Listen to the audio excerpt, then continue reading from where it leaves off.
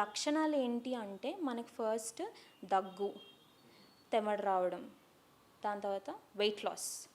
మీరు ఇప్పుడు 60 kgs ఉన్నారనుకోండి, 10% వెయిట్ లాస్ ఏం చేయకుండా అయిపోతారు. అంటే నార్మల్గా 10% వెయిట్ లాస్ అంట 60 kgsకి 6 kgs 10%.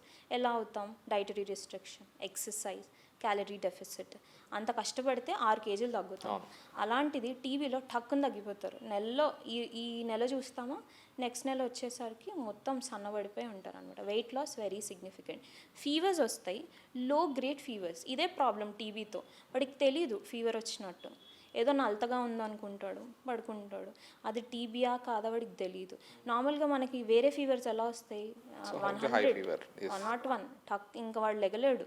టీబీ అలా కాదు, వాడు అన్ని పనులు చేసుకుంటూ ఉంటాడు, లోపల ఫీవర్ ఉంటుంది. ఈవినింగ్ నైట్ వస్తుంది, ఈవినింగ్ టు నైట్ లో గ్రేడ్ ఫీవర్. సో వాడికి అది ఫీవర్ అని తెలియదు అనమాట. స్లోగా ఎఫెక్ట్ చేస్తుంది. వాడికి వెయిట్ లాస్ అవుతున్నాం ఏంటి, ఏమవుతుంది అనే టైంకి వాడికి ఆల్రెడీ ఇన్ఫెక్షన్ వచ్చేసి ఉంటుంది.